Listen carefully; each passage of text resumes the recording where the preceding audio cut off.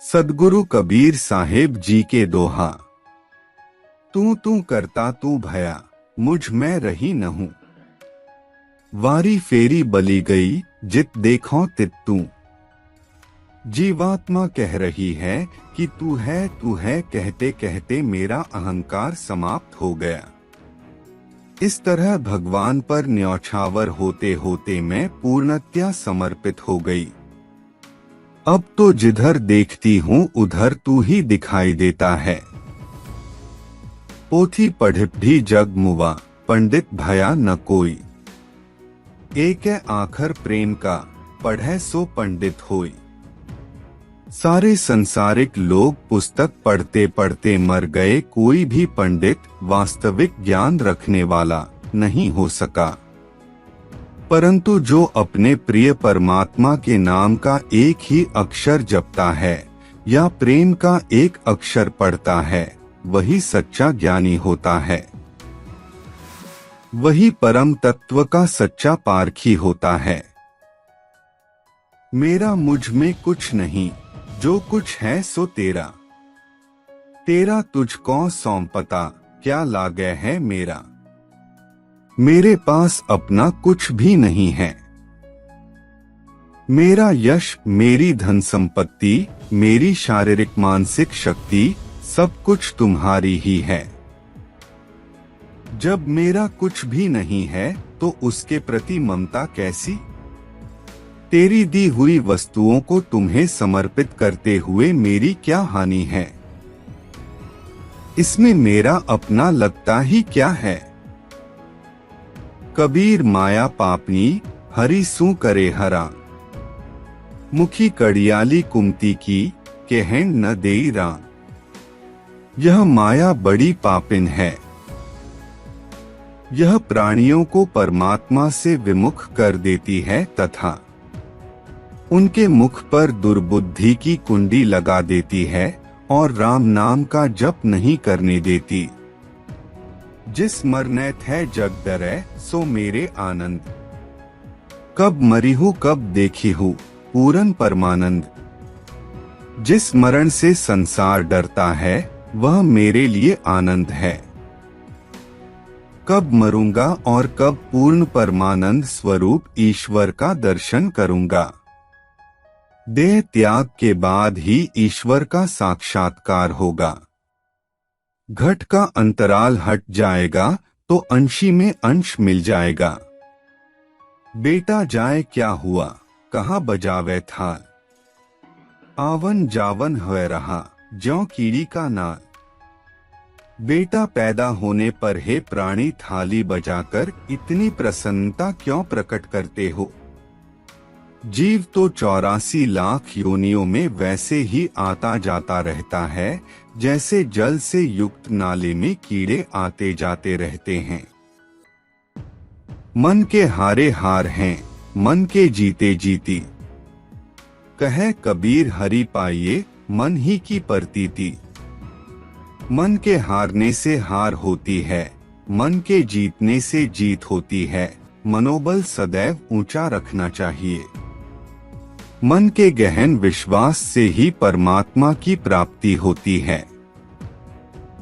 जब मैं था तब हरि नहीं, अब हरि है मैं नाही। सब अंधियारा मिटी गया, जब दीपक देखा माही। जब तक अहंकार था तब तक ईश्वर से परिचय नहीं हो सका। अहंकार या आत्मा के भेदत्व का अनुभव जब समाप्त हो गया तो ईश्वर का प्रत्यक्ष साक्षात्कार हो गया। प्रेमी ढूंढत मैं फिरूं, प्रेमी मिले न कोई। प्रेमी को प्रेमी मिले तब, सब विष अमृत होई। परमात्मा के प्रेमी को मैं खोजता घूम रहा हूँ, परंतु कोई भी प्रेमी नहीं मिलता है। यदि ईश्वर प्रेमी को दूसरा ईश्वर प्रेमी मिल जाता है तो विश्ववासना रूपी विष अमृत में परिणत हो जाता है। सुखिया सब संसार है, खाए अरु सोवे। दुखिया दास कबीर है, जागे अरु रोवे। कबीर को पूरा संसार मोहग्रस्त दिखाई देता है। वह मृत्यु की छाया में रहकर भी सबसे बेखबर विश्व वासनाओं को भोगते हुए अचेत पड़ा है। कबीर का अज्ञान दूर हो गया है। उनमें ईश्वर के प्रेम की प्यास जाग उठी है। सांसारिकता से उनका मन विमुख हो गया है। उन्हें दोहरी पीड़ा से गुजरना पड़ रहा है। पहली पीड़ा है सुखी जीवों का घोर यातनामय भविष्य, मुक्त होने के अवसर को व्यर्थ में नष्ट करने की उनकी नियति। दूसरी पीड़ा है भगवान को पा लेने की अतिशय बेचैनी। दोहरी व्यथा से व्यथित कबीर जागृतावस्था में हैं और ईश्वर को पाने की करुण पुकार लगाए हुए हैं। सांच बराबरी तप नहीं, झूठ बराबर पाप। जाके हृदय सांच है ताके हृदय आ। सच्चाई के बराबर कोई तपस्या नहीं है, झूठ मिथ्या आचरण के बराबर कोई पाप कर्म नहीं है। जिसके हृदय में सच्चाई है उसी के हृदय में भगवान निवास करते हैं। काबा फिर काशी भया, राम भया रही। मोट चून मैदा भया, बैठ कबीर जी। सांप्रदायिक सद्भावना के कारण कबीर के लिए काबा काशी में परिणत हो गया। भेद का मोटा चून या मोट का चून अभेद का मैदा बन गया। कबीर उसी को जीम रहा है। हम भी पाहन पूछते होते रन के रोज। सतगुरु की कृपा भई, डारिया सिर पै बोझ।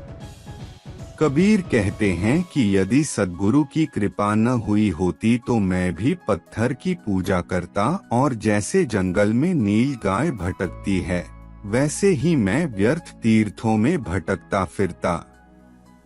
सद्गुरु की कृपा से ही मेरे सिर से आडंबरों का बोझ उतर गया। सब जग सूता नींद भरी, संत न आवे नींद।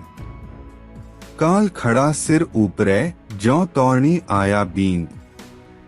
सारा संसार नींद में सो रहा है किंतु संत लोग जागृत हैं। उन्हें काल का भय नहीं है। काल यद्यपि सिर के ऊपर खड़ा है किंतु संत को हर्ष है कि तोरण में दूल्हा खड़ा है। वह शीघ्र जीवात्मा रूपी दुल्हन को उसके असली घर लेकर जाएगा। साईं मेरा बाणिया, सहजी करे व्यापार। बिन डांडी बिन पालड़े, तोले सब संसार।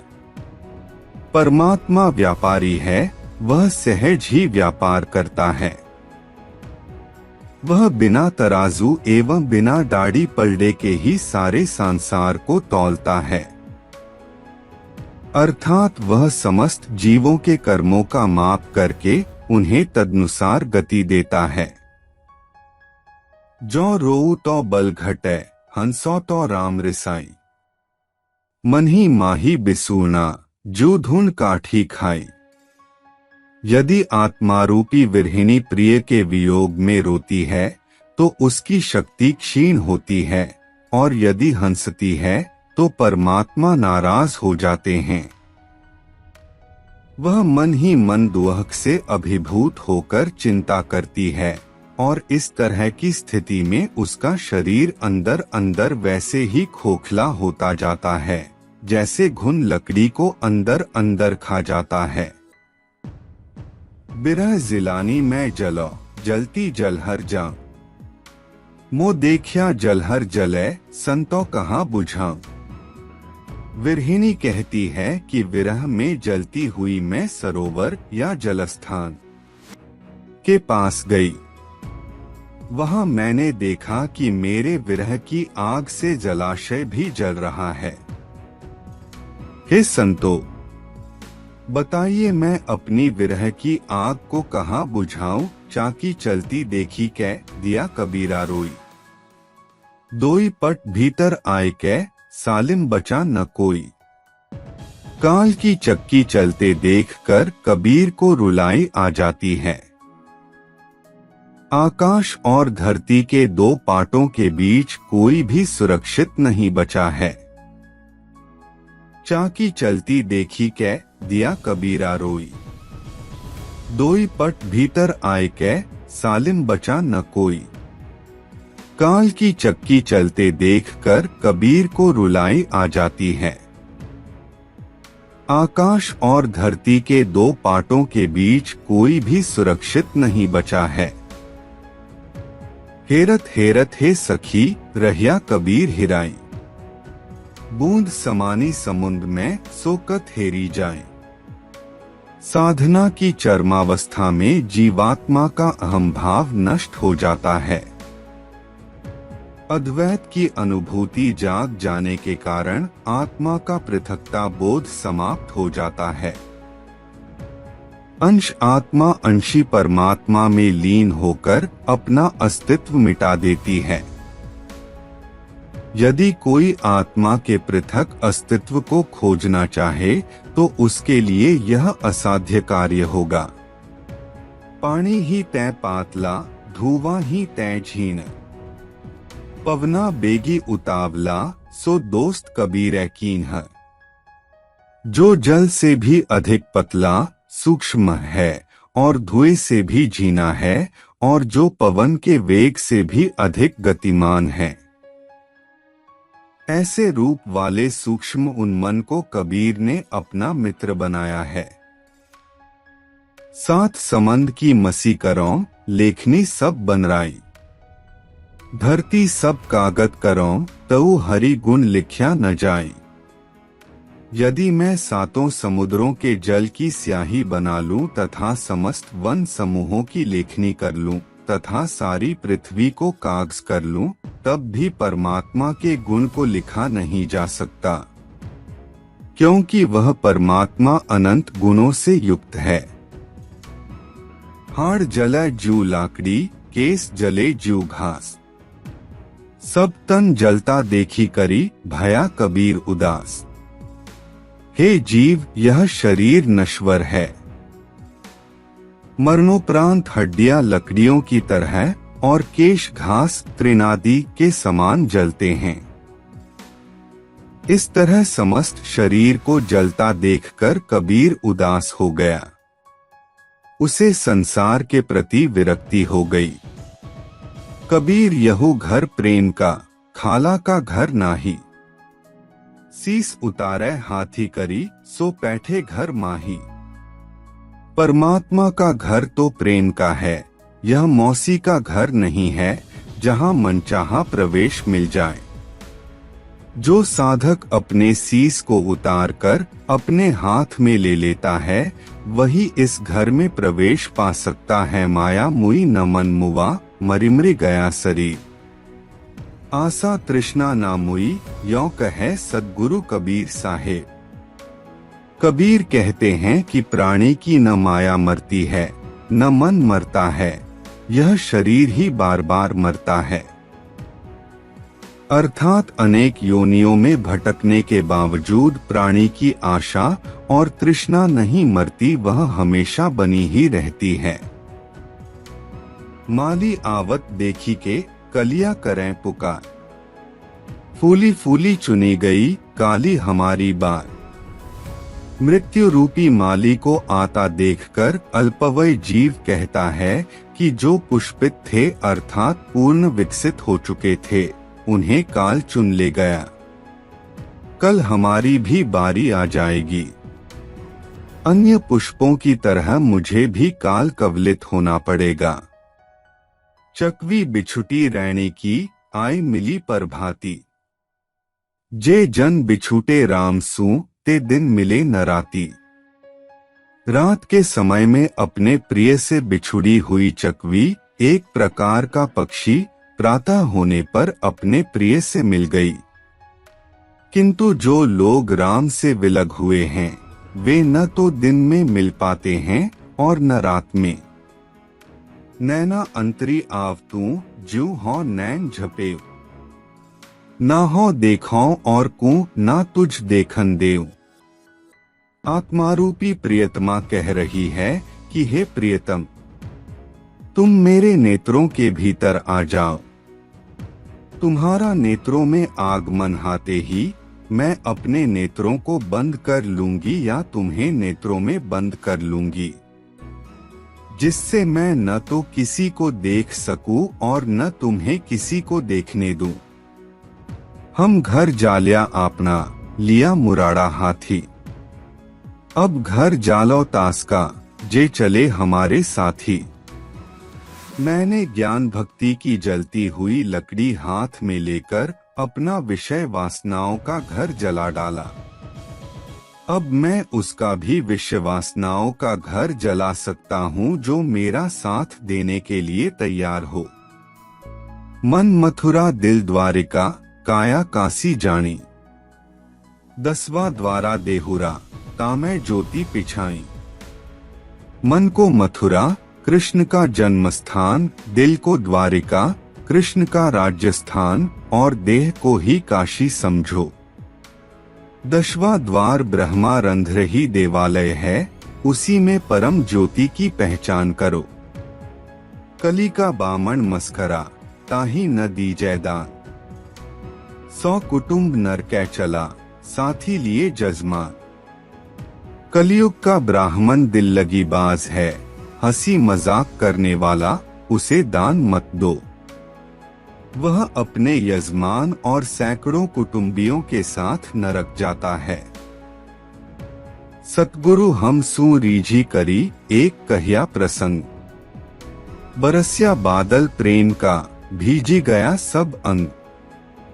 सद्गुरु ने मुझ पर प्रसन्न होकर एक रसपूर्ण वार्ता सुनाई, जिससे प्रेम रस की वर्षा हुई और मेरे अंग प्रत्यंग उस रस से भीग गए। नरनारी सब नरक है जब लग देह सकान, कहे कबीर ते राम के जय सुमिरै निहका।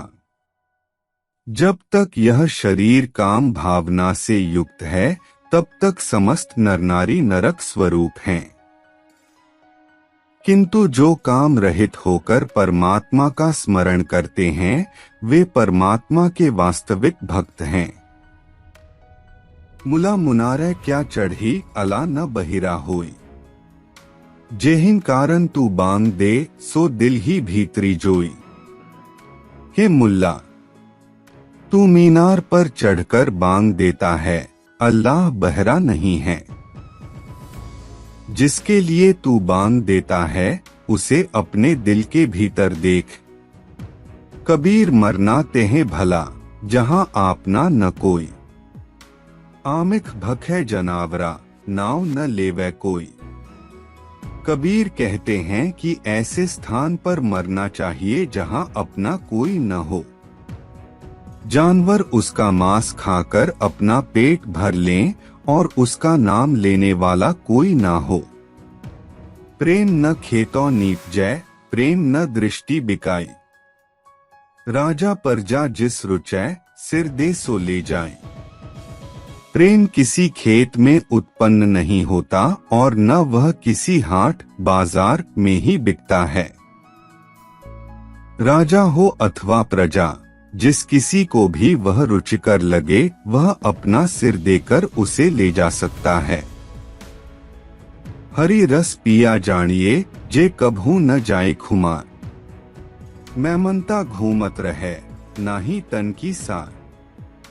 राम के प्रेम का रस पान करने का नशा नहीं उतरता, यही रामरस पीने वाले की पहचान भी है। प्रेमरस से मस्त होकर भक्त मतवाले की तरह इधर उधर घूमने लगता है। उसे अपने शरीर की सुधि भी नहीं रहती। भक्ति भाव में डूबा हुआ व्यक्ति सांसारिक व्यवहार की परवाह नहीं करता और उसकी दृष्टि में देह धर्म नगण्य हो जाता है। अंशड़िया झाई पड़ी पंथ निहारी निहारी, जीभड़िया छाला पड़िया राम पुकारे पुकारी। प्रियतम का रास्ता देखते देखते आत्मा रूपी विरहिणी की आंखों के आगे अंधेरा छाने लगा है। उसकी दृष्टि मंद पड़ गई है। प्रिय राम की पुकार लगाते लगाते उसकी जीभ में छाले पड़ गए हैं। सतगुर की महिमा अनंत अनंत किया उपकार, लोचन अनंत उघाड़िया अनंत दिखावनहार। ज्ञान के आलोक से संपन्न सद्गुरु की महिमा असीमित है। उन्होंने मेरा जो उपकार किया है वह भी असीम है। उसने मेरे अपार शक्ति संपन्न ज्ञानचक्षु का उद्घाटन कर दिया, जिससे मैं परम तत्व का साक्षात्कार कर सका। ईश्वरीय आलोक को दृश्य बनाने का श्रेय महान गुरु को ही है। कबीर ऐसा यहू संसार है जैसा सैंबल फूल, दिन 10 के व्यवहार में झूठे रंगी न भूली। यह जगत सेमल के पुष्प की तरह क्षणभंगुर तथा अज्ञानता में डालने वाला है। 10 दिन के इस व्यवहार में हे प्राणी, झूठ मूठ के आकर्षण में अपने को डालकर स्वयं को मत भूलो। कबीर यहू जग अंधला जैसी अंधी गाय, बचा था सो मरी गया ऊभी चाम चटाई। यह संसार अंधा है, यह ऐसी अंधी गाय की तरह है जिसका बछड़ा तो मर गया किंतु वह खड़ी खड़ी उसके चमड़े को चाट रही है। सारे प्राणी उन्हीं वस्तुओं के प्रति राग रखते हैं जो मृत या मरणशील हैं। मोहवश जीव असत्य की ओर ही आकर्षित होता है। पर नारी पर सुंदरी बिरला बंचै कोई, खाता मीठी खाड़ सी अंती काली विष होई। पराई स्त्री तथा पराई सुंदरियों से कोई बिरला ही बच पाता है। यह खाते उपभोग करते समय खाड़ के समान मीठी आनंददायी अवश्य लगती है, किंतु अंततः वह विष जैसी हो जाती है। जाका गुर भी अंधला चेला खरा निरंध, अंधा अंधा ठेलिया दोन्यों कूप पड़त। जिसका गुरु अंधा अर्थात ज्ञानहीन है, जिसकी अपनी कोई चिंतन दृष्टि नहीं है और परंपरागत मान्यताओं तथा विचारों की सार्थकता को जांचने परखने की क्षमता नहीं है, ऐसे गुरु का अनुयायी तो निपट दृष्टिहीन होता है।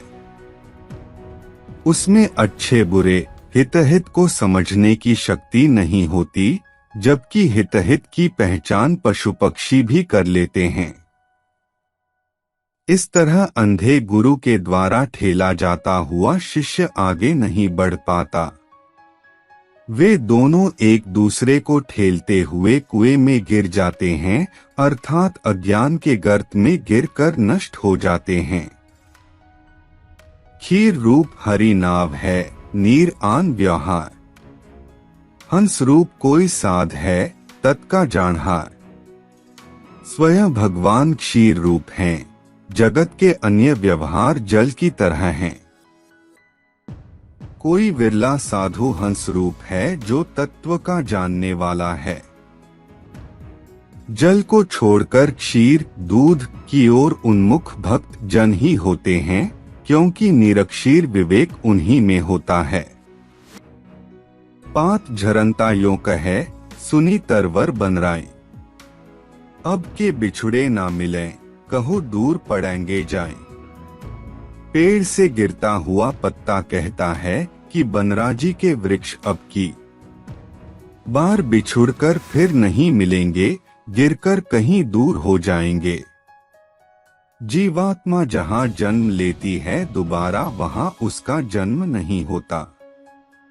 जाके मुँह माथा नहीं ना ही रूप कुरूप, पुहुक बास तय पात्रा ऐसा तत् अनु।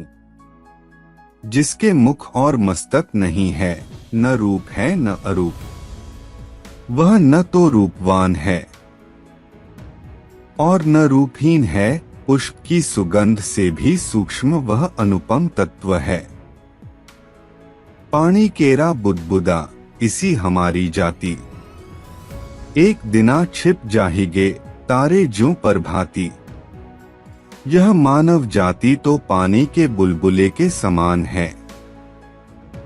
यह एक दिन उसी प्रकार छिप नष्ट जाएगी जैसे उषा काल में आकाश में तारे छिप जाते हैं। बागो ना जा रे ना जा तेरी काया में गुलजार, सहस कवल पर बैठ के तू देखे रूप अपार। अरे बागों में क्या मारा मारा फिर रहा है, तेरी अपनी काया अस्तित्व में गुलजार है। हजार पखुड़ियों वाले कमल पर बैठकर तू ईश्वर का अपरंपार रूप देख सकता है। अंतरी कवल प्रकाशिया ब्रह्मा वास तहाँ होई, मन भवरा तहाँ लुब्धिया जानोंगा जन कोई। कबीर कहते हैं कि हृदय के भीतर कमल प्रफुल्लित हो रहा है, उसमें से ब्रह्मा की सुगंध आ रही या वहां ब्रह्मा का निवास है।